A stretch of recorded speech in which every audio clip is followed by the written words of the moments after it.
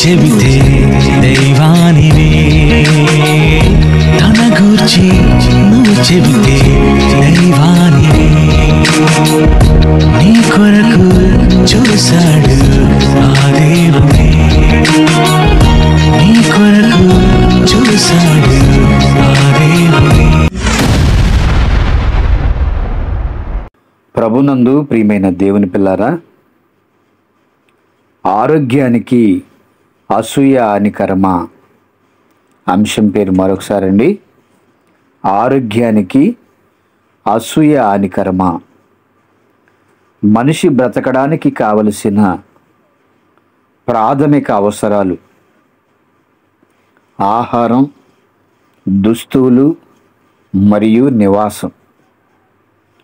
వీటితో పాటు ఆరోగ్య సంరక్షణ, విద్య, భద్రత మరియు సమాజంలో మనుషుల మధ్య సంబంధాలు కూడా ఆరోగ్యకరమైన జీవనానికి ప్రాథమిక అవసరాలుగా గుర్తించవచ్చండి. మనిషి జీవించడానికి ఆహారం తీసుకోవాలి, నీళ్లు తాగాలి, గాలి పీల్చుకోవాలి. లేకపోతే ఆరోగ్యానికి హానికరం, మనిషికి ప్రమాదం. భూమిపైన మనమంతా ఎలా బ్రతకాలో దేవుడు పరిశుద్ధ గ్రంథంలో రాయించాడు. మనిషి ఆత్మీయంగా రోజురోజుకు ఎదగాలని, ఆరోగ్యంగా ఆత్మీయంగా ఉండాలని దేవుడు కోరుకున్నాడండి. అసూయ గురించి బైబిల్ ఏం చెప్పింది అని అనేక మంది అనుకుంటూ ఉంటారు. కానీ బైబిల్ చెప్పనది ఏ విషయం ఉందో చెప్పండి? దేవుడు రాయిస్తేనే మనిషికి తెలుసు. దేవుడు పరిశుద్ధ గ్రంథంలో రాయించకపోతే ఏది కూడా మనిషికి తెలియదండి.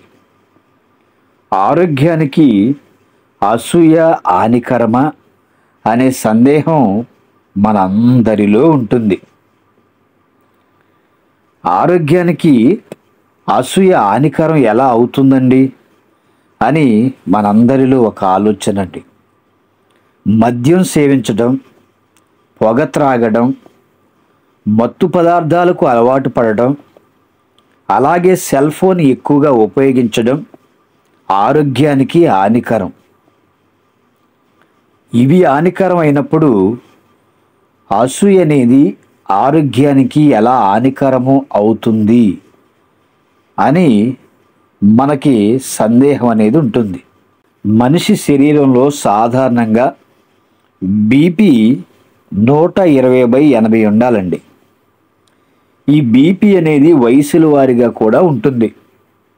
బీపీ తగ్గినా పెరిగినా కూడా ప్రమాదమే. షుగర్ కూడా ఆరోగ్యకరమైన వ్యక్తికి ఆహారానికి ముందు 70 నుండి 100 వరకు ఉండాలండి. ఆహారం తీసుకున్న 2 గంటల తర్వాత 140 కంటే తక్కువగా ఉండాలి. ఈ స్థాయి పెరిగినా తగ్గినా కూడా ప్రమాదమే. ఆరోగ్యానికి బీపీ, షుగర్, గుండె జబ్బులు, పక్షవాతం, క్యాన్సర్, ఎయిడ్స్ ఇవన్నీ కూడా ప్రమాదం. కానీ ఆరోగ్యానికి అసూయ ఎలా హానికరము అనే సందేహం ఈ మాటలు వింటున్న మీ అందరికీ రావచ్చు, రావాలి కూడండి. ఇంతవరకు అసూయ అసూయ అంటున్నాము. అసలు అసూయ అంటే ఏంటి అని మనం ప్రశ్నిస్తేనండి, అసూయ అంటే దానిని ఇంగ్లీష్లో జెలసీ అంటారు. తెలుగులో అయితే కుళ్ళుకోవడం, వార్వలేనితనం, విషపు చూపు, మత్సరము, చెడ్డ కండ్లు ఇవన్నీ కూడా అసూయకు మరికొన్ని అర్థాన్ని ఇచ్చేటువంటి పదాలండి. ఉదాహరణకు చూస్తే మనకు లేనిది ఎదుటి వారికి ఉన్నప్పుడు కలిగేది అసూయ అండి. మనకు లేనిది అంటే మనకు మంచి ఇల్లు లేదనుకోండి, ఎదుటివారు కట్టుకుంటే మనకు అసూయ. మనకు కారు లేదనుకోండి, ఎదుటివారికి ఉంటే మనకు అసూయ అండి. బైకు లేకపోయినా, డబ్బు లేకపోయినా, బంగారం లేకపోయినా, బట్టలు లేకపోయినా, ఉద్యోగం లేకపోయినా, మనకు లేనిది ఎదుటివారికి ఉన్నప్పుడు కలిగేదే అసూయ. అసూయ అంటే మన భాషలో వార్వలేని తనవండి. అసూయ మనలో ఉండటం వల్ల మనలో ఉన్న మంచి లక్షణాలను చెరిపివేస్తుంది. జీవితంలో అసూయ అనే పదానికి మనం చోటు ఇవ్వకూడదండి. అసలు భూమి మీద పుట్టిన ప్రతి మనిషిలో అసూయ అనేది ఉంటుంది. నాకు లేదు అన్నారంటే వాళ్ళు అబద్ధం చెప్తున్నట్టేనండి. ఎందుకంటే ప్రతి మనిషిలో కూడా అసూయ పరిమితిలో ఉంటే ప్రమాదం లేదండి. పరిమితి దాటితే ఏదైనా ప్రమాదమే. బీపీ అయినా, షుగర్ అయినా, ఏ విధంగా పరిమితి దాటితే మనిషి ఆరోగ్యానికి ప్రమాదం అవుతుందో అలాగే అసూయ కూడా అండి ప్రతి మనిషిలో ఉంటుంది. కానీ అది పరిమితి దాటితే అందరికీ కూడా ప్రమాదమేనండి. నాలో అసలు అసూయే లేదండి, నేను అందరినీ ప్రేమిస్తానండి, అందరినీ క్షమిస్తానండి అని మనం అంటాము. కానీ ఎంతో కొంత అసూయ అనేది మనలో ఉంటుంది. ఈ అసూయ చిన్న పిల్లల్లో ఉంటుంది, యువతలో ఉంటుంది, వృద్ధుల్లో కూడా ఉంటుందండి.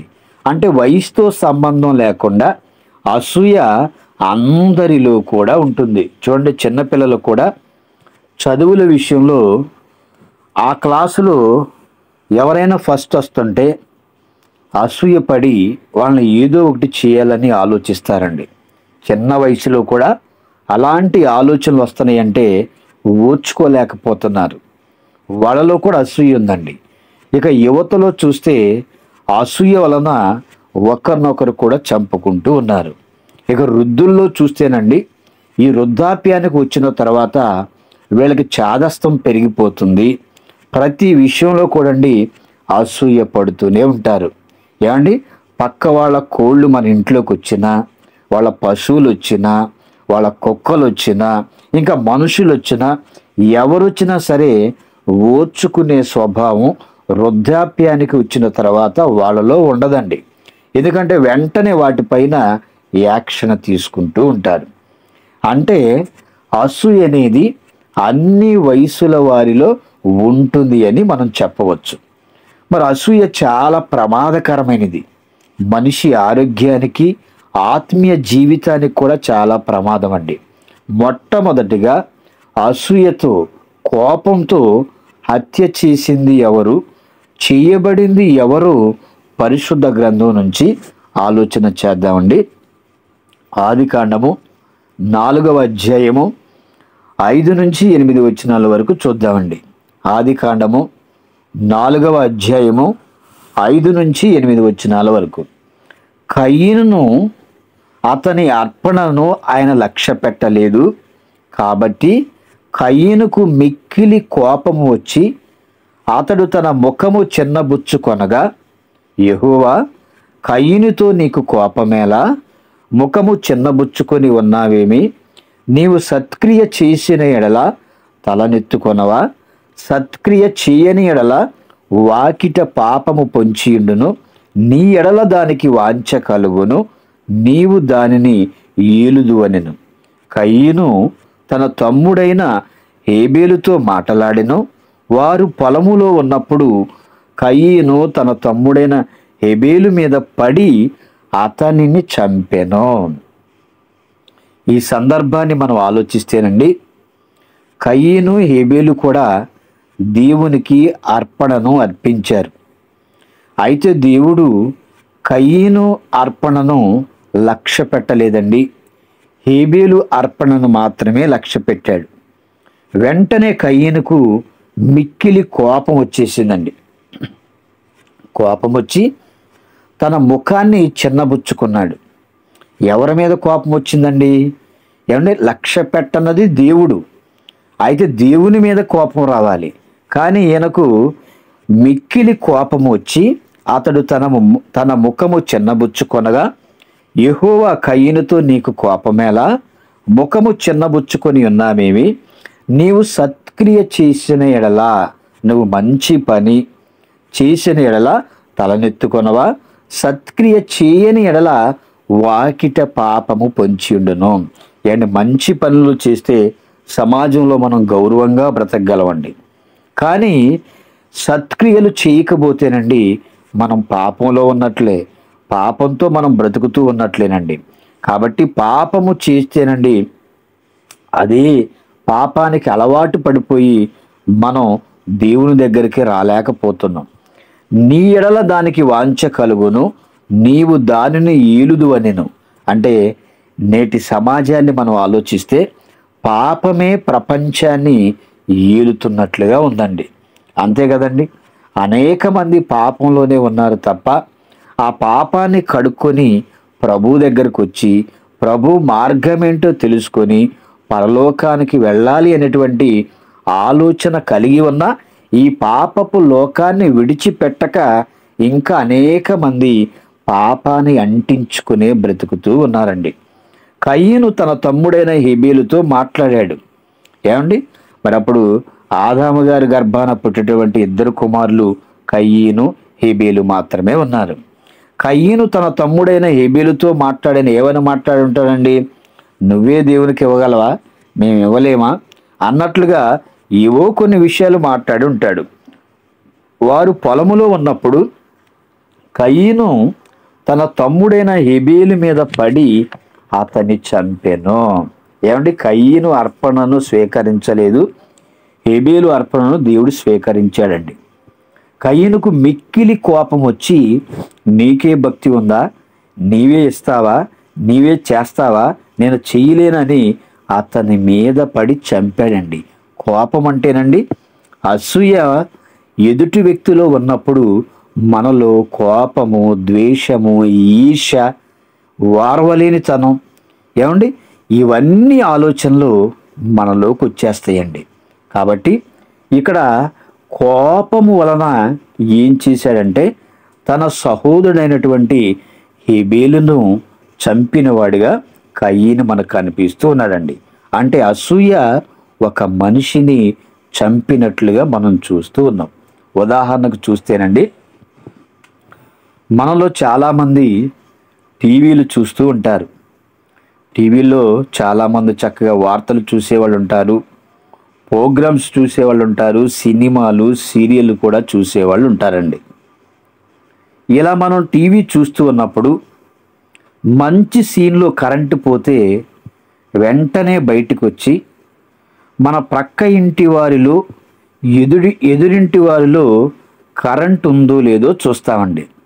ఏమంటే మన ఇంట్లో పోయింది అంటే పోతే పక్కింటి వాళ్ళు పోవాలి, ఎదురింటి వాళ్ళు పోవాలి, ఊరు మొత్తానికి పోవాలండి కరెంటు.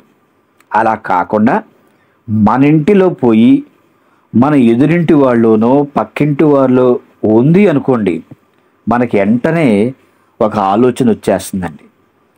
మా ఇంట్లో పోయి వాడింట్లో ఎందుకుంది, పోతే అందరిళ్లలో పోవాలి, ఉంటే అందరిళ్లలో ఉండాలి.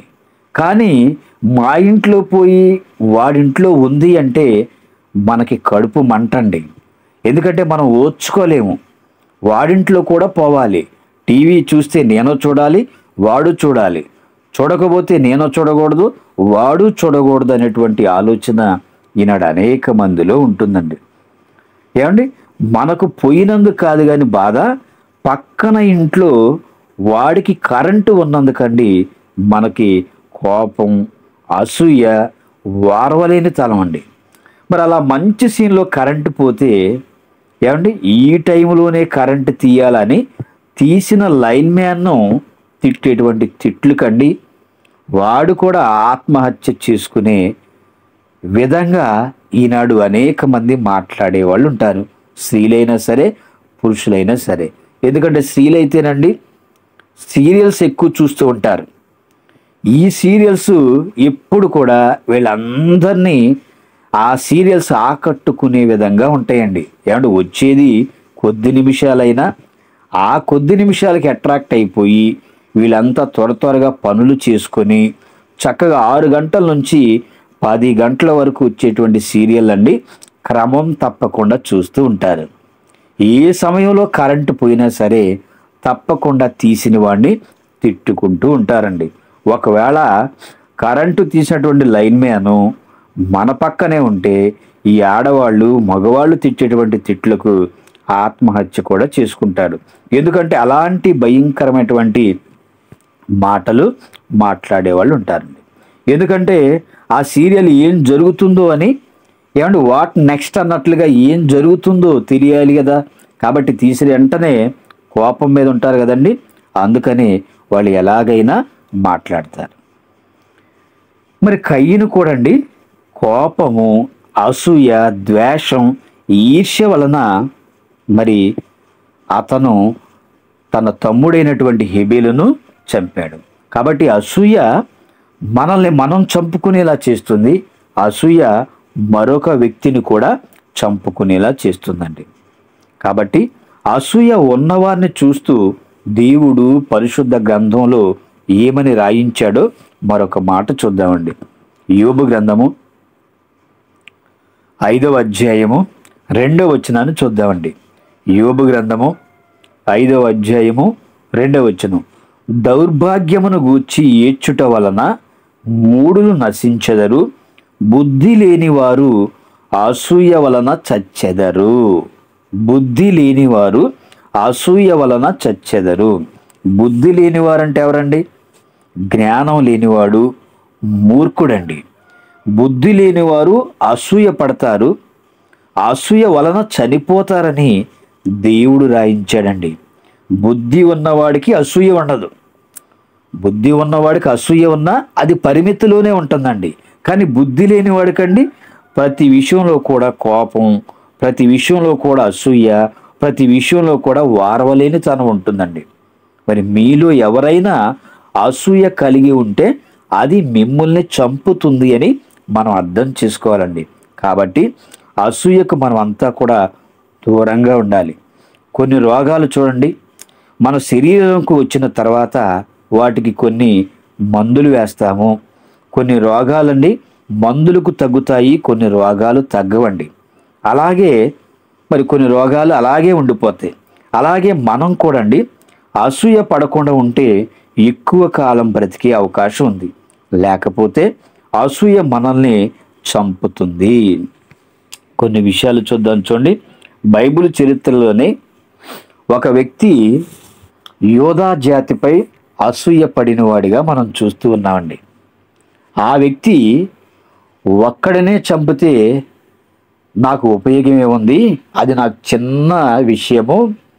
అయితే ఆ జాతి మొత్తం కూడా ఆ సంస్థానంలో ఉన్న వారందరిని కూడా వెతికి అందరినీ కూడా చంపాలనేటువంటి ఒక భయంకరమైనటువంటి ఆలోచన కలిగిన వ్యక్తిని మనం ఎస్తేరు గ్రంథంలో చూస్తూ ఉన్నామండి. రాజైన అహశ్వరోషు హామానును ఘనపరిచి తన పీఠమును అధిపతులందరికంటే ఎత్తుగా ఉంచాడండి. హామాను అనేటువంటి వ్యక్తిని రాజైన అహశ్వరోషు ఘనపరిచి గొప్పవాడిగా ఎంచి అధిపతులందరికంటేనండి, రాజు పక్కన కూర్చున్నటువంటి అధిపతులందరికంటే కూడా ఎత్తుగా ఈయన సింహాసనాన్ని మరి ఆయనకు ఒక అధికారాన్ని ఇవ్వటం జరిగింది. రాజు గుమ్మమునున్న సేవకులందరూ హామానుకు నమస్కరిస్తూ ఉన్నారండి. ఎందుకంటే ఒక పదవినిచ్చాడు. ఆ పదవిలో ఉన్న ఆయన అనేక మంది చేత గౌరవాన్ని పొందుకుంటూ ఉన్నాడండి. అయితే యోధా జాతికి చెందినటువంటి మొర్దెకై నమస్కారం చేయడండి. ఎందుకంటే యూదులు ఎవరికి కూడా నమస్కారం చేయరు. మరి మొర్దెకై హామానుకు నమస్కారం చేయలేదని హామానుకండి కోపం వచ్చేసింది. కోపం వచ్చేసి మొర్దెకైను చంపాలని ఆలోచన కలిగి ఉన్నాడు. కానీ ఈ మొర్దెకై ఒక్కడనే చంపితే ఎలా, ఈయన వెనక ఎవరున్నారు అని తెలుసుకొని వారందరినీ కూడా చంపాలి అనుకున్నాడండి. అంటే యోధా జాతిని లేకుండా సర్వనాశనం చేయాలని, అందరినీ కూడా చంపాలి అనేటువంటి ఆలోచన కలిగి ఉన్నాడు. అయితే ఈ మొర్దెకై హామానుకు నమస్కారం చేయలేదని, చూడండి, హామానుకు నమస్కారం చేయలేదని ఏం చేశారంటే హామాను మొర్దెకైని ఉరి తీయించడానికి ఒక ఉరి కొయ్యను ఏర్పాటు చేశాడండి.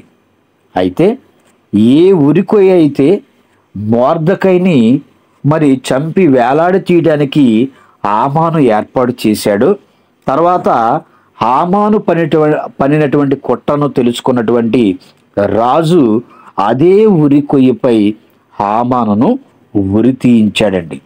అంటే మనము తవ్వుకున్నటువంటి గోతిలో మనమే పడతాము అన్నట్లుగా యోధా జాతిని సర్వనాశనం చేయాలని హామాను కుట్ర పన్నితే హామానే చివరికి ఏ ఉరికొయ్య అయితే చేయించాడో మొర్దెకై కోసం ఆ ఉరికొయ్యపైనే అతనిని ఉరి తీయటం జరిగిందండి. అంటే మనలో ఉన్న అసూయను ఎలా చంపుకోవాలో కూడా దేవుడు బైబిల్లో రాయించాడు. అసూయ పడిన వారే చనిపోతున్నట్లుగా మనం చూస్తున్నాం. ఎవరి మీద అయితే అసూయ పడుతున్నారో వారు గొప్పవారిగా మారిపోతున్నారు. ఏమండి, అసూయ పడిన వారు మాత్రం చనిపోతూ ఉన్నట్లుగా కూడా మనం చూస్తూ ఉన్నామండి.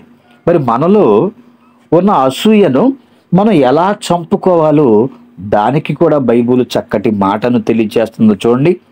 సామెతల గ్రంథము 14వ అధ్యాయము 30వ వచనాన్ని చూద్దామండి. సామెతల గ్రంథము 14వ అధ్యాయము 30వ వచనం.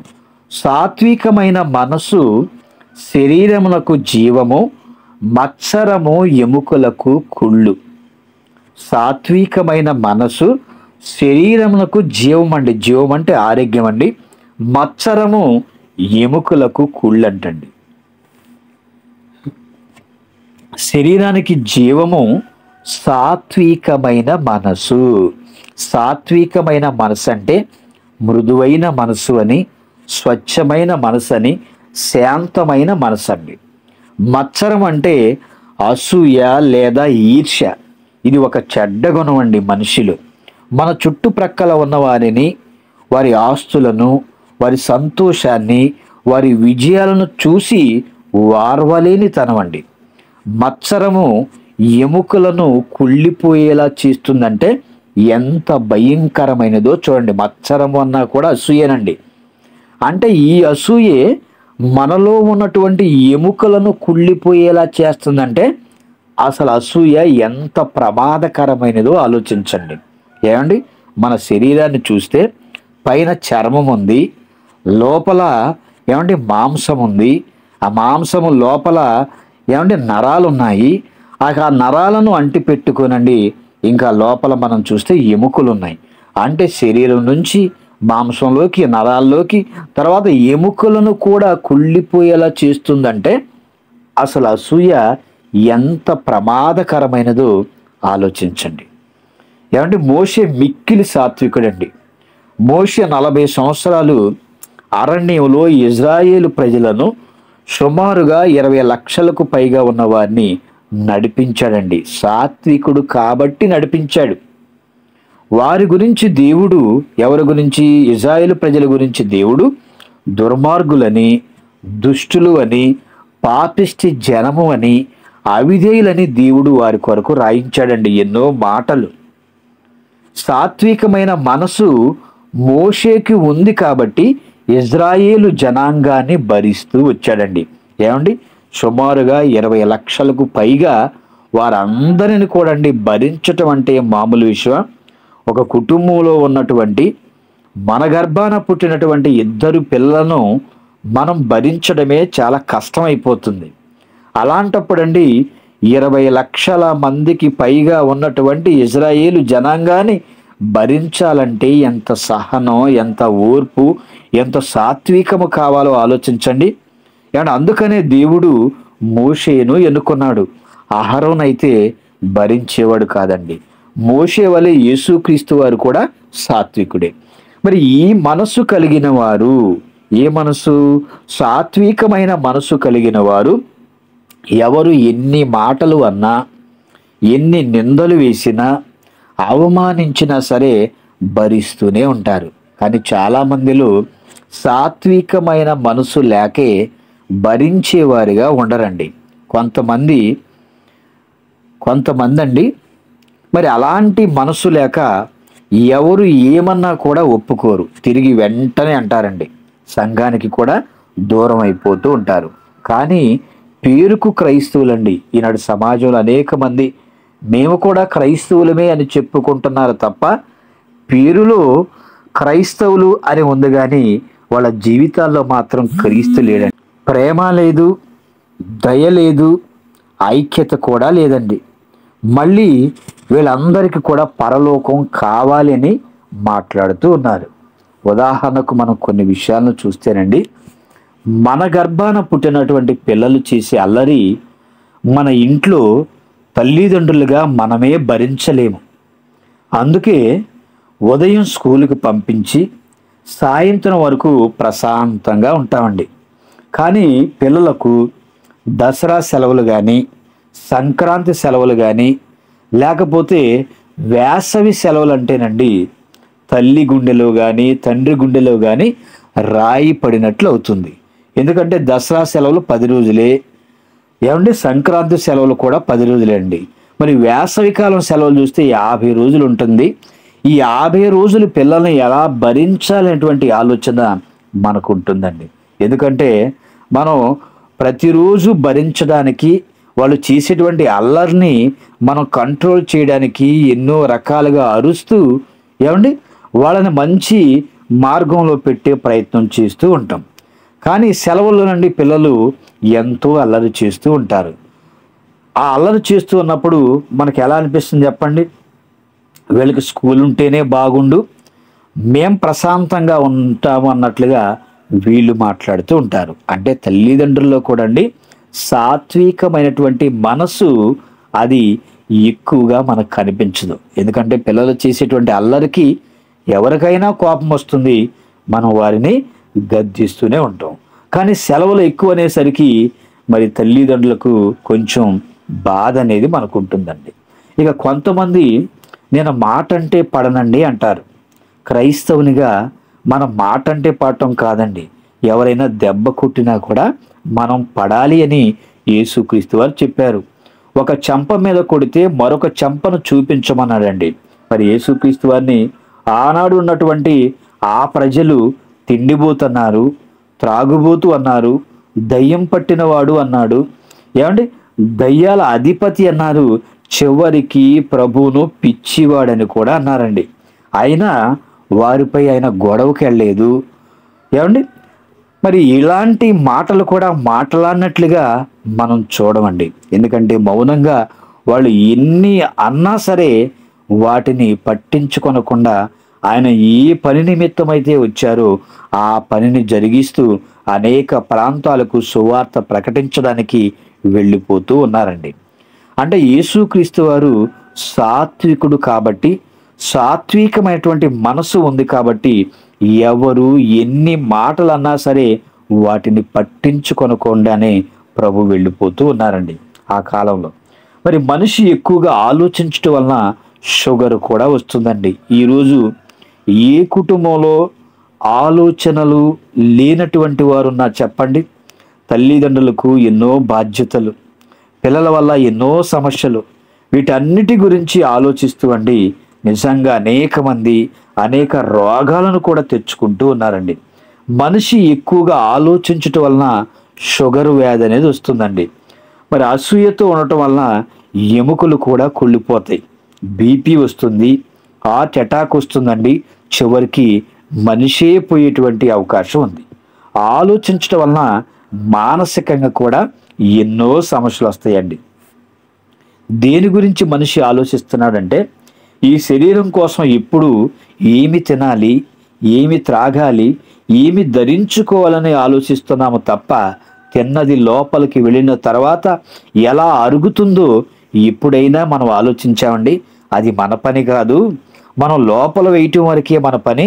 ఆ లోపల ఒక గ్రైండర్ ఉంది, ఆ గ్రైండరే లోపల వేసినటువంటి ఆహార పదార్థాలని అరిగించుకుంటుందని మనం అనుకుంటూ ఉన్నామండి. ఏమండి కానీ కొన్ని సందర్భాలు ఆ గ్రైండర్ కూడా రిపేర్లు వచ్చే అవకాశం ఉంటుంది. అప్పుడు మనం చాలా ఆహార పదార్థాలకి దూరంగా ఉండవలసిన అవసరం ఉందండి. ఈనాడండి షుగర్ వ్యాధి ప్రపంచవ్యాప్తంగా అనేక కోట్ల మందిలో ఉంది. ఈ షుగర్ వ్యాధిగ్రస్తుల్ని ఏమంటున్నారంటే మీరు ఎక్కువగా తింటే చనిపోతారు అంటున్నారు. ఏమంటే కాబట్టి ఏం చేయాలండి? వీళ్ళు నోటిని కట్టుకొని ఆ కడుపును కట్టుకొని ఏవైతే తీసుకుంటే ఆరోగ్యంగా ఉంటామో వాటిని మాత్రమే తీసుకోవాలి.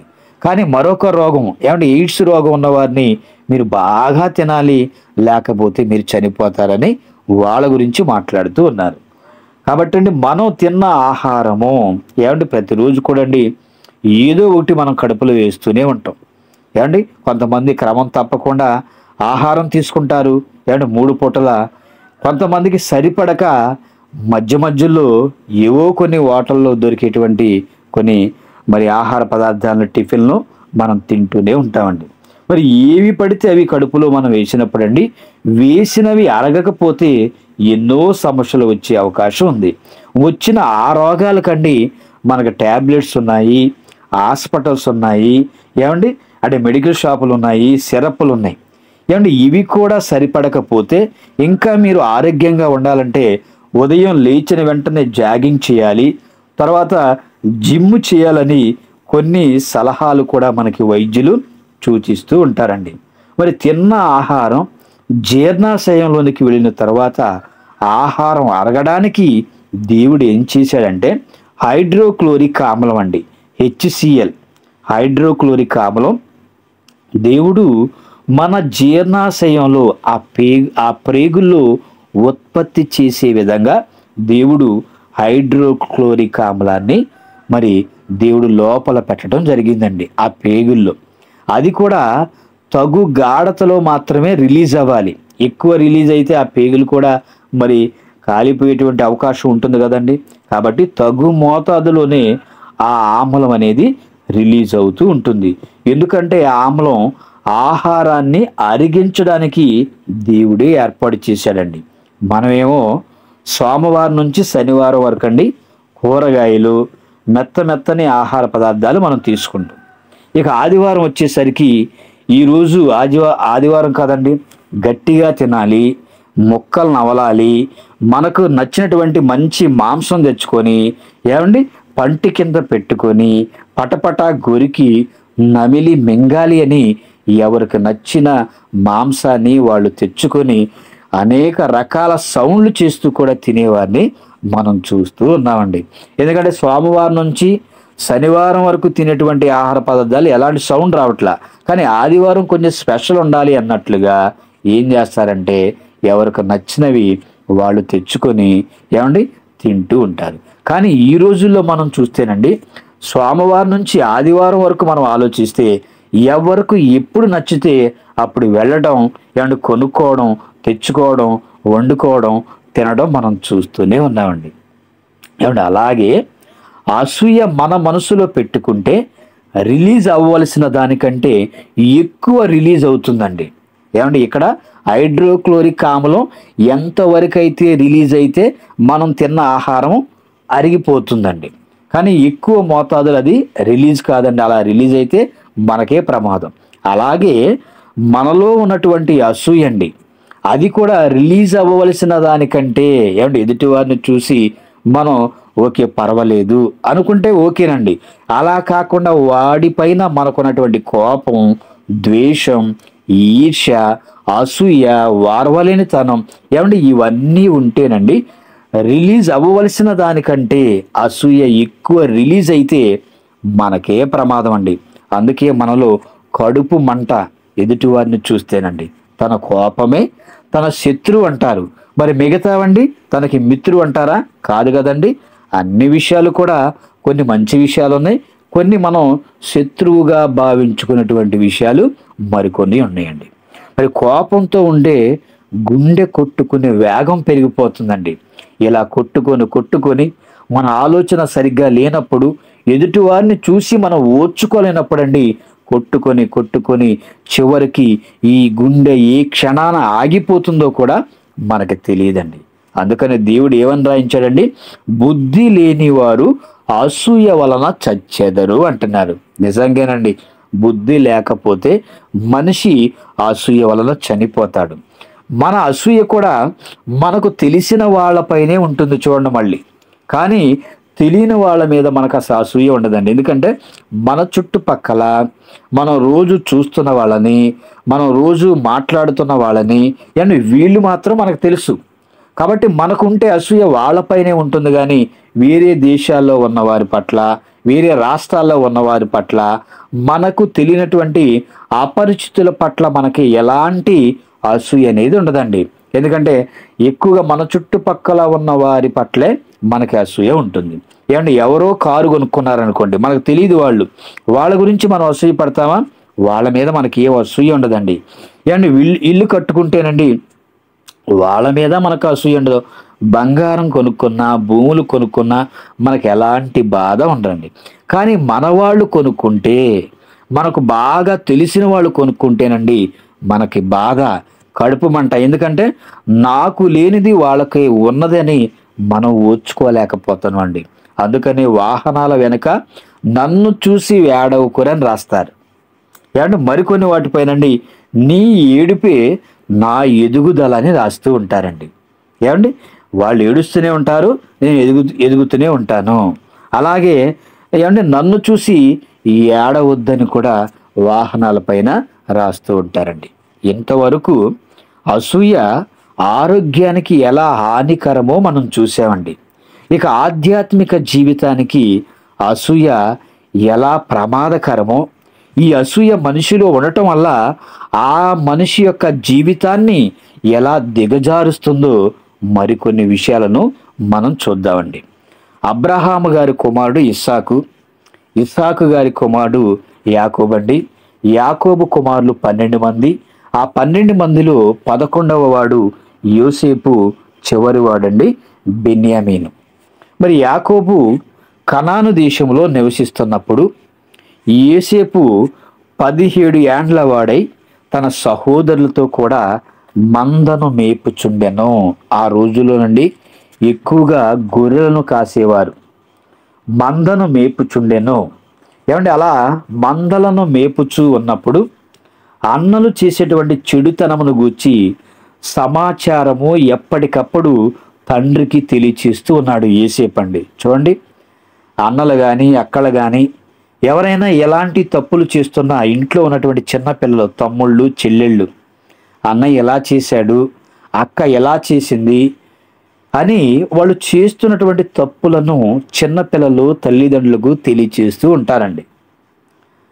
అలాగే ఈ యోసేపు కూడా ఏం చేస్తున్నాడంటే వీళ్ళ అన్నలు చేస్తున్నటువంటి చెడుతనమును గురించి, వాళ్ళు చెడుతనం చేస్తున్నారు కాబట్టి ఆ చెడుతనమును గురించి ప్రతిరోజు కూడా ఇన్ఫర్మేషన్ తీసుకొచ్చండి యాకోబు గారికి యోసేపు తెలియచేస్తూ ఉన్నాడు. మరి యాకోబు యోసేపును అతని కుమారులు అందరికంటే కూడా ఎక్కువగా ప్రేమించాడండి. ఏమండి ఒక విధంగా మనం చెప్పాలంటేనండి యాకోబు గారు తన గర్భాన పుట్టినటువంటి 12 మంది కుమారులను కూడా ఒకే రకంగా చూడాలి. కానీ ఈయనేం చేస్తున్నాడంటే యోసేపును కుమారులు అందరికంటే, ఎందుకంటే ఈ యోసేపు అండి ఈ యాకోబు గారు వృద్ధాప్యమందు పుట్టాడని యోసేపు గారి పైన అందరి కుమారుల కంటే కూడా ప్రేమను ఎక్కువగా చూపించేవాడండి. మరి అలాగూ ఈ సమాజంలో కూడా తల్లిదండ్రులు అందరూ ఏమంటే నలుగురు పిల్లల్ని కన్నప్పుడు ఆ నలుగురు పట్ల ప్రేమను ఒకేలా చూపించాలి. కానీ ఒకళ్ళ పట్ల ఒకలాగా, మరొకళ్ళ పట్ల మరొక విధంగా చూస్తేనండి వాళ్ళలో కూడా ఈర్ష్య వస్తుంది, వాళ్ళలో కూడా అసూయ కలుగుతుంది. ఏమండి వాళ్ళు కూడా ఓర్చుకొనలేక తల్లిదండ్రుల పైన కూడా దాడి చేస్తూ ఉంటారండి. అయితే యాకోబు యోసేపును అందరికంటే కూడా ఎక్కువగా ప్రేమించాడండి. ప్రేమించి అతని కొరకు విచిత్రమైనటువంటి నిలువుటంగిని కూడా కుట్టించాడు. వాళ్ళు ఎలాంటి బట్టలు వేసుకున్నారో తెలియదు కానీ ఒక విచిత్రమైనటువంటిది, అందరికీ ఆశ్చర్యకరమైనది ఏమంటే నిలువుటంగి కూడా ఒకటి కుట్టించాడండి. యోసేపును అందరికంటే ఎక్కువగా ప్రేమించుట అన్నలు చూసినప్పుడండి తండ్రి మీద పగపట్టారండి. చూసారా, తల్లిదండ్రులు కూడా పిల్లలను సరిగ్గా చూడకపోతే పిల్లలు కూడా తండ్రులపైన తల్లులపైన పగపట్టేటువంటి అవకాశం ఉందండి. ఏమంటే పగబట్టి తండ్రి ఎలా ఉన్నాడు, తండ్రి క్షేమ సమాచారాన్ని అయినా కూడా ఇక అడగలేక వాళ్ళు ఎలా ఉంటే మాకేంట్లే అన్నట్లుగా ఈ అన్నలు కూడా యాకోబు గారిని పట్టించుకోలేదండి. మరి యోసేపు ఒక కలగని తన సహోదరులతో చెప్పినప్పుడు వారు అతని మీద పగబట్టారు. అసలే తండ్రి చేత ఎక్కువగా ప్రేమించబడుతున్నాడు, మళ్ళీ వీడికి కలలు వస్తాయి, వీడికి వచ్చేటువంటి కళలు మనం వినాలా అన్నట్లుగా ఇంకా అతని పైన ఏం చేస్తున్నాడు, పగబడుతూ ఉన్నారండి. అన్నలు దయచేసి నా కళ వినుడి అని ఆ కళను తెలియచేస్తూ ఉన్నాడండి. ఏమని తెలియచేస్తున్నాడంటే, మనము చేనిలో పనలు కడుతున్నాము, నా పన లేచి నిలుచుండగా నీ పనలు నా పనను చుట్టుకొని నా పనకు సాష్టాంగ పడినని చెప్పాను.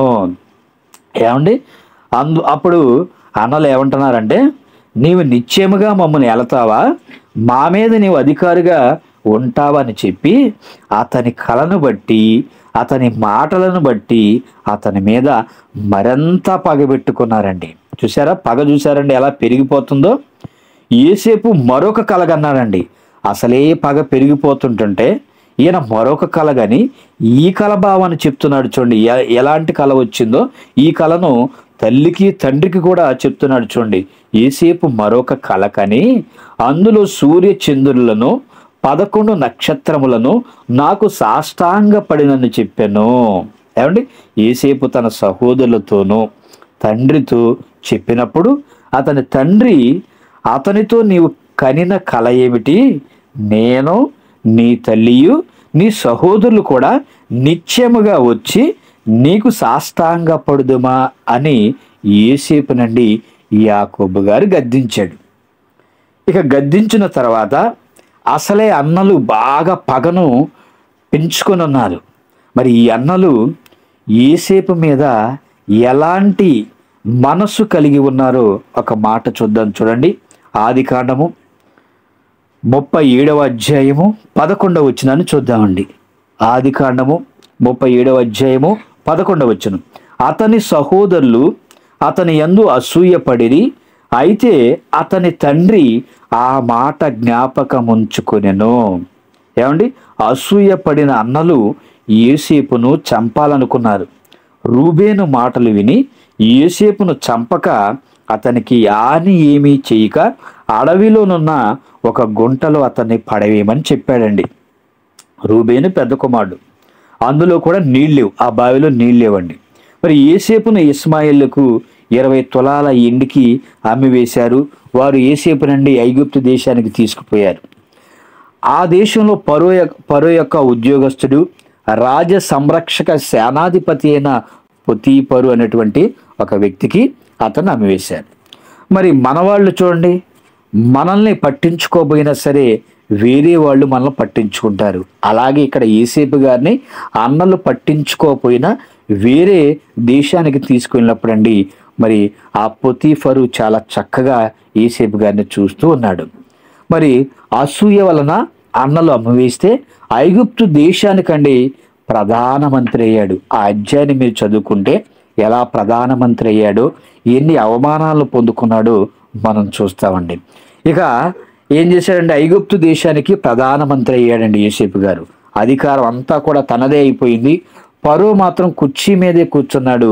ఏమంటే కొంతకాలం తర్వాత మరి కనాను దేశంలో కరువు వచ్చింది. ఐగుప్తు దేశానికి మరి ఆహారం కోసం అండి అన్నలు రావడం జరిగింది. అప్పుడు యోసేపు ఎలాంటి పరిస్థితిలో ఉన్నాడో మనం చూద్దామండి. ఆదికాండము 42వ అధ్యాయము 6వ వచనం చూద్దాం ప్రియులారా. ఆదికాండము 42వ అధ్యాయము 6వ వచనం. అప్పుడు యోసేపు ఆ దేశమంతటి మీద అధికారి అయి ఉండెను. అతడే ఆ దేశ ప్రజలందరికీ ధాన్యం అమ్మకము చేయవాడు గనుక యోసేపు సహోదరులు వచ్చి ముఖములు నేలను మోపి అతనికి వందనము చేసిరి. యోసేపు కన్న కల నిజమయ్యిందండి. మరి ధాన్యము అమ్మకము చేస్తున్న తమ్ముడిని చూసి కాళ్ళ మీద పడిపోయారు. మరి యోసేపు ముందే చెప్పాడు కదండి, ఆయన కన్నటువంటి కళను ముందే చెప్పాడు. కానీ ఆ కళను వాళ్ళు గ్రహించలేకపోయారు. కలభావం చెప్పినప్పుడు అన్నలకు అర్థం కాలేదండి. తమ్ముడు కాళ్ళ మీద వీళ్ళు వచ్చేసి పడిపోయారు. యోసేపు గారి కాళ్ళ మీద పడిపోయారు. అసూయ పడితే వాళ్ళు గొప్పవాళ్ళు అవుతారని మనకు అర్థమవుతుందండి. ఏమండి, అసూయ పడ్డవారు భయంకరమైనటువంటి పరిస్థితికి దిగజారిపోయారు. అన్నలు యోసేపు పైన అసూయపడ్డారు. అయితే ఆ ఐగుప్తు దేశానికి ప్రధానమంత్రి గండి, అన్ని విషయాలకి గండి మరి యోసేపు గారు ఉంటేనే ప్రతి విషయం కూడా జరుగుతుంది. కాబట్టి ఆ దేశానికి ప్రధానమంత్రిగా దేవుడు మరి యోసేపు గారిని ఆశీర్వదించాడు, దీవించాడండి. మరి అసూయపడ్డ అన్నలు భయంకరమైనటువంటి స్థితికి దిగజారిపోయారు. చివరికి మరి తినడానికి తిండి కూడా లేకుండా అండి, ఏమండి మరి భయంకరమైనటువంటి కరువు కణాలలో వచ్చినప్పుడు ఐగుప్తు దేశానికి ఆహారం కోసం అన్నలు రావటం మనం చూస్తూ ఉన్నామండి. ఇక మరొక సందర్భం చూద్దాం. చూడండి, దావీదు సౌలు గారి సందర్భం చూద్దామండి. దావీదు సౌలు గారి సందర్భం. గాతు వాడైన గొల్లియాతు అన్నటువంటి సూర్యుడు ఫిలిస్తీన్ల దండులో నుండి బయలుదేరి వచ్చాడండి. అతడు 6 మూరల జానడెత్తు మనిషి. వాడిని చంపిన వానికి సౌలు రాజు ఏం చేశాడంటే మరి బహుగా ఐశ్వర్యాన్ని కలుగజేసి తన కుమార్తెనిచ్చి పెళ్లి చేస్తానని మరి సాటింపేశాడండి. అప్పుడు దావీదు తన కర్ర చేత పట్టుకొని ఏటి లోయలో నుండి 5 నున్నని రాళ్లను ఏరుకొని చిక్కములో ఉంచుకొని వడిచాలు చేత పట్టుకొని ఫిలిస్తీను దగ్గరికి వెళ్ళి ఒకే ఒక్క రాయితో గొల్లియాతు నుదుటి పైన కొట్టాడండి. వాడు నేలను బోర్ల పడిపోయాడు. దావీదు వెంటనే పరిగెత్తుకొని పోయి వాని కత్తి వరదూసి వాని చంపి తలను తెగనరికి ఆ తలను తీసుకొని వచ్చాడండి. తమ సూర్యుడు చనిపోయాడని ఫిలిస్తీన్లందరూ కూడా చూసి అక్కడ నుండి పారిపోయారండి. అంటే యుద్ధములో ఎవరైతే ప్రాముఖ్యమైన వారు ఉంటారో, రాజే చనిపోయాడు అనుకోండి, ఇంకా రాజ్యం ఉన్నటువంటి ప్రజలు ఎలాగూ యుద్ధం చేయగలరో చెప్పండి. కాబట్టి వాళ్ళు కూడా వాళ్ళ ప్రాణాలను అరచేతిలో పెట్టుకొని వాళ్ళు కూడా పారిపోయారండి. అయితే ఇక్కడ 6 మూరల జానుడు ఎత్తు కలిగినటువంటి మనిషిని ఈ దావీదండి ఒకే ఒక్క రాయితో మరి కొట్టినప్పుడు అతను నేలను బోర్ల పడిపోయాడు. వెంటనే పరిగెత్తుకొని వెళ్ళిపోయండి ఆ గొలియాతు మరి ఆ తలను నరికి తీసుకొచ్చాడండి. అయితే ఈ విషయాన్ని చూస్తున్నటువంటి ఆ ప్రజలందరూ కూడా అండి, సౌలు కుమారులు, అదేవిధంగా ఏమండి ఈ దావీదు గారి అన్నలు, వీళ్ళంతా కూడా ఈ సందర్భాన్ని చూశారండి. ఇక చూసిన తర్వాత దావీదు గారి గురించి స్త్రీలు ఎలాంటి గానము చేస్తున్నారో ఒక మాట చూద్దామండి. సమూయేలు మొదటి గ్రంథము 18వ అధ్యాయము 6 నుంచి 9 వచనాలు చూద్దామండి. సమూయేలు మొదటి గ్రంథము 18వ అధ్యాయము 6 నుంచి 9 వచనాలు. దావీదు ఫిలిస్తీను హతము చేసి తిరిగి వచ్చినప్పుడు స్త్రీలు ఇశ్రాయేలుల ఓళ్ళన్నిటిలో నుండి తంబురులతోనూ సంభ్రముతోనూ వాద్యములతోనూ పాడుచు నాట్యమాడుచు రాజైన సౌలును ఎదుర్కొనుటకై వచ్చారండి. ఆ స్త్రీలు గాన ప్రతిగానములు చేయుచు వాయించుచు సౌలు 1000 కొలదియు దావీదు 10,000 కొలదియు శత్రువులను హతము చేసిరనిరి. ఆ మాటలు సౌలుకు ఇంపుగా ఉండనందున అతడు బహు కోపము తెచ్చుకొని, వారు దావీదునకు 10,000 కొలది అనియు నాకు 1000 కొలది అనియు స్తుతులు పాడిరే, రాజ్యము తప్ప మరి ఏమీ అతడు తీసుకొనగలడు అనుకున్నాడండి. అనుకొని కాబట్టి నాట నుండి సౌలు దావీదు మీద విషపు చూపు నిలిపెను. ఏమండి, సౌలు గారు ఏం చేశాడండి? నాకేమో 1000 కొలదని పాటలు పాడుతున్నారు, దావీదుకేమో 10,000 కొలది పాటలు పాడుతున్నారని ఏం చేశాడండి? సౌలు దావీదు మీద విషపు చూపు అంటే అసూయపడ్డాడండి. విషపు చూపు నిలిపినవాడిగా మనం చూస్తూ ఉన్నామండి. ఎందుకంటే దావీదు గొల్లియాతును చంపేసరికి గొప్పవాడైపోయాడు. ఇక అందరూ దావీదునే పొగుడుతుంటే నా పరిస్థితి ఏంటి? ఏమంటే నాకు దక్కవలసిన గౌరవం నాకు దక్కకుండా పక్కవాడికి దక్కుతుంటే, ఇలాంటి సౌలు అనేటువంటి ఈ వ్యక్తికి మనసులో ఏమనిపించిందండి? విషపు చూపు అనేది మరి దావీదు పైన చూపిస్తూ ఉన్నాడు. ఆ విషపు చూపు చూపించేటువంటి చివరికి సౌలు పరిస్థితి ఏమైందో మరొక మాట చూద్దాం. చూడండి, సమూయేలు మొదటి గ్రంథము 31వ అధ్యాయము 4వ వచనాన్ని చూద్దామండి. సమూయేలు మొదటి గ్రంథము 31వ అధ్యాయము 4వ వచనం. అప్పుడు సౌలు, సున్నతి లేని మీరు వచ్చి నన్ను పొడిచి అపహాస్యము చేయకుండానట్లు నీ కత్తి దూచి దాని చేత నన్ను పొడవుమని తన ఆయుధములను మోయువానితో చెప్పగా అతడు భయము చేత అలాగూ చేయనొల్లకుండెను గనుక సౌలు తన కత్తి పట్టుకొని దాని మీద పడెను. ఏమండి, మరొక వ్యక్తిని సౌలు నన్ను చంపమని అన్నప్పుడు అతను చంపకపోయేసరికి చివరికి సౌలు ఏం చేశాడండి? తన కత్తి మీద తానే పడి తానే చనిపోయాడండి. అంటే దావీదు మీద విషపు చూపు నిలిపాడు. ఆ అసూయ చివరికి తనను తానే చంపుకునేలా చేసిందండి. దావీదుపై సౌలు విషపు చూపు నిలిపాడు. అసూయ పడ్డ సౌలు కుటుంబం అండి దిగజారిపోయింది. దావీదు కుటుంబం అభివృద్ధి పొందింది. అసూయ పడ్డ సౌలు చనిపోయాడు. దావీదు మాత్రం అండి గొప్పవాడయ్యాడు. ఇక మరొక మాట చూద్దాం. చూడండి, మార్కు సువార్త 15వ అధ్యాయము 9వ వచనం చూద్దామండి. మార్కు సువార్త 15వ అధ్యాయము 9వ వచనం. ప్రధాన యాజకులు అసూయ చేత యేసును అప్పగించిరని పిలాతు తెలుసుకొని, నేను యూదుల రాజును మీకు విడుదల చేయగోరుచున్నారని అడిగాను. ఏమండి, క్రీస్తును అసూయ చేత యూదులు శిలువ మరణానికి అప్పగించారు. అయినా మొదటి శతాబ్ద కాలంలో క్రైస్తవ్యం అనేది విస్తరిస్తూనే వచ్చిందండి. ఈనాడు కూడా క్రైస్తవులపై అసూయ పడుతున్న ఎంతోమంది మత ఛాందసవాదులు, క్రీస్తు విరోధులు ఉన్నప్పటికీ క్రైస్తవ్యం అనేది విస్తరిస్తూనే ఉందండి సమాజంలో. క్రీస్తు వారు శిలువపై మరణించి సమాధి చేయబడి తిరిగి లేచాక ప్రపంచవ్యాప్తంగా క్రైస్తవుల సంఖ్య నేటికి కూడా ఎక్కువగానే పెరుగుతూ ఉందండి.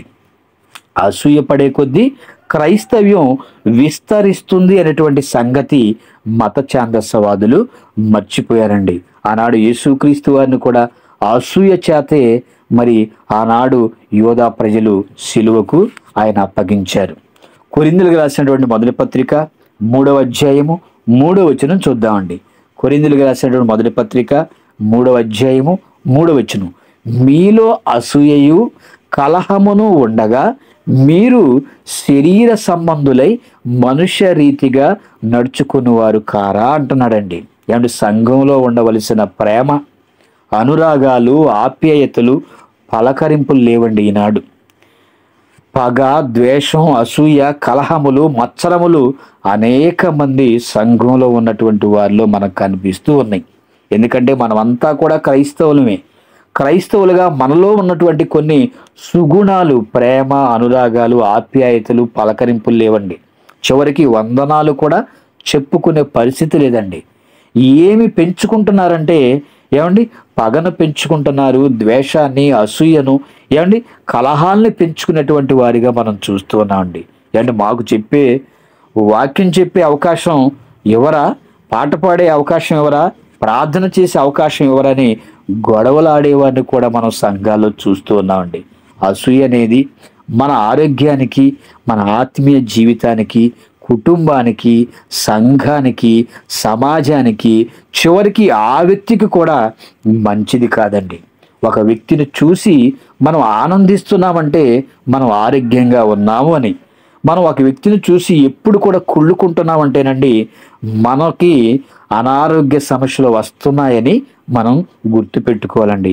మంచి వాక్యం చెప్పినా, మంచిగా పాట పాడినా నాకంటే గొప్పగా చెప్పారు, నాకంటే గొప్పగా పాడారని వారిని మనం ప్రోత్సహించాలండి. ఏమండి, అలా కాకుండా ఏమంటే అసూయ పడితే ఉపయోగం ఏమని చెప్పండి. ఎవరైతే అసూయ పడతారో వారికే ప్రమాదం. మనం ఎవరిపై అసూయ చూపిస్తున్నామో వారు మాత్రం గొప్పవారు అవుతున్నారండి. మనం మాత్రం రోజు రోజుకి కృషించిపోతున్నాం. అసూయ అనేది చాలా ప్రమాదకరమైనదండి. చివరిగా ఒక మాట చూసి ముగించుకుందామండి. గలతీయులకు రాసిన పత్రిక 5వ అధ్యాయము 26వ వచనం చూద్దామండి. గలతీయులకు రాసిన పత్రిక 5వ అధ్యాయము 26వ వచనం. ఒకరినొకరు వివాదము రేపకయు, ఒకరియందొకరము అసూయ పడకయు, వృధాగా అతిశయపడకయు ఉందము అంటున్నాడండి. అసూయ అంటే వివాదం, గొడవలు, తగువులు, అల్లర్లు ఉంటాయండి. కాబట్టి ఒకరినొకరు వివాదము రేపకుండా అసూయ పడకుండా, వృధాగా అతిశయ పడకుండా మనం అంతా కూడా సంఘంలో ఉండాలండి. ఎందుకంటే సంఘానికి వెళ్ళేటువంటి దేవుని పిల్లలందరూ కూడా ప్రత్యేకపరచబడిన వారు. అలాంటి వారండి సంఘానికి వెళ్ళి కూడా ఇలాంటి చెడ్డ లక్షణాలు మనలో కలిగి ఉంటేనండి మన ఆత్మీయ జీవితానికి చాలా ప్రమాదం అండి. కాబట్టి అసూయ వలన రోజు రోజుకు ఆరోగ్యం క్షీణించిపోతుంది, ఆత్మీయ జీవితం కూడా నశించిపోతుందండి. మనం ఎదుటివారి పైన అసూయ పడతాం, కానీ వాళ్ళు ఏమండి చక్కగా ఉద్యోగాలు చేసుకుంటూ ఉంటారు. మనమేమో వాళ్ళని చూసి అసూయ పడుతూ ఉంటాం, వాళ్ళు మాత్రం చక్కగా ఉద్యోగాలు చేసుకుంటూ ఉంటారండి. మంచి ఇల్లు కట్టుకుంటారు, వాళ్ళు షాపింగ్ కూడా వెళుతూ ఉంటారు. మనం మాత్రం అండి వారిని చూసి కుళ్ళుకుంటూ, ఏమంటే వాడేమో చక్కగా ఉద్యోగం చేసుకుంటున్నాడు, తర్వాత మంచి ఇల్లు కట్టుకుంటున్నాడు, చక్కగా వాళ్ళ కుటుంబంతో ఎంజాయ్ చేస్తూ ఉంటారు. కానీ అసూయ పడుతున్న మనం ఏం చేస్తామంటేనండి చివరికి మన పరిస్థితి ఏమైపోతుందంటే మనమేమో అనేక రోగాలు మన ఒంటిలోకి వచ్చేసి మనమేమో హాస్పిటల్కి వెళ్తాము, మెడికల్ షాప్కి వెళ్ళి మందులు కొనుక్కొని మనం తెచ్చుకుంటామండి. చివరికి ఆరోగ్యం కూడా క్షీణించిపోయి సమాధిలో కూడా మనం వెళ్ళిపోయే అవకాశం ఉంది. కాబట్టి ఎదుటివాడు ఉద్యోగం చేసుకుంటున్నాడా, వాడిని చూసి నువ్వు సంతోషించు. మంచి ఇల్లు కట్టుకున్నాడా, చూసి సంతోషించు. ఇంకా ఆ సంతోషంగా బ్రతుకుతున్నాడా, వాడిని చూసి మనం సంతోషించాలి. కానీ సంతోషపడక ఈర్ష్య కలిగి మనం బ్రతికితేనండి చివరికి మనం పోయేది సమాధిలోకండి. అసూయ అందరిలో ఉంటుంది, కానీ పరిమితి దాటకూడదండి. దాటితే చాలా ప్రమాదం. ఎలాగంటే అన్నంలో ఒక విషపు చుక్క పడితేనండి అన్నం అంతా కూడా విషంగా మారిపోతుంది. అలాగే కూరలో బల్లి పడితేనండి అది కూడా విషంగా మారిపోతుంది. అందరికీ ప్రమాదమే కదండి తినితే. ఏమంటే దాన్ని తింటే మనకు అందరికీ కూడా ప్రమాదమే కదా. అలాగే దేవుడు బైబిల్లో ఎన్నో విషయాలు రాయించాడండి. వ్యభిచరించకూడదు అన్నాడు అంటే వ్యభిచారం చేస్తే భయంకరమైనటువంటి రోగం వస్తుంది, ఆ రోగం వస్తే మందుండదు, చివరికి మీరు చనిపోతారని దేవుడు ముందుగానే కొన్ని విషయాలను మనకి చాలా చక్కగా రాయించాడండి. దేవుడు చెప్పాడంటే దాని వెనక ఏదో ఒక మంచి ఉంది, ఏదో ఒక కీడు ఉంది, ఏదో ఒక ప్రమాదం ఉందని మనమంతా తెలుసుకోవాలండి. ఈ మాటలు విన్న మీరంతా మీలో ఒకవేళ ఏమండి అసూయ ఉన్నట్లయితే ఈ క్షణాన్ని మనమంతా విడిచిపెట్టేవారుగా ఉండాలి. ఒకవేళ అసూయను మనం విడిచిపెట్టక అసూయను మనం పెంచుకుంటేనండి అది తప్పకుండా మనల్ని చంపుతుంది. కాబట్టి ప్రియమైన దేవుని పిల్లారా, అసూయ ఆరోగ్యానికి హానికరమా అంటే అసూయ ఆరోగ్యానికి హానికరమేనండి. అసూయను విడిచిపెట్టి ఆరోగ్యంగా ఆత్మీయంగా ఉండాలి అంటే అందరినీ ప్రేమిస్తూ ఐక్యత కలిగి సమాధాన పడుతూ క్షమిస్తూ మనమంతా కూడా ఉండాలి. అప్పుడే మనం బాగుంటాము, మన ఆరోగ్యం బాగుంటుంది, మన ఆత్మీయ జీవితం కూడా బాగుంటుంది. ఈ మాటలు విన్న ప్రతి ఒక్కరూ ఎవరిలో అసూయ ఉన్నా దాన్ని పరిమితి దాటిపోకుండా మనలోనే ఆ అసూయని ఏమండి పరిమితిలో ఉంచుకొని అందరి పట్ల కూడా మరి ప్రేమ అనురాగాలు చూపించి అందరినీ ప్రేమిస్తూ మనమంతా కూడా మరి దేవుని వైపు నడుస్తూ అనేక మందిని కూడా దేవుని వైపుకు నడిపించాలని కోరుకుంటూ ఈ నా మాటలు ముగిస్తున్నాను. తలలు వంచండి, ప్రార్థన చేసుకుందాం.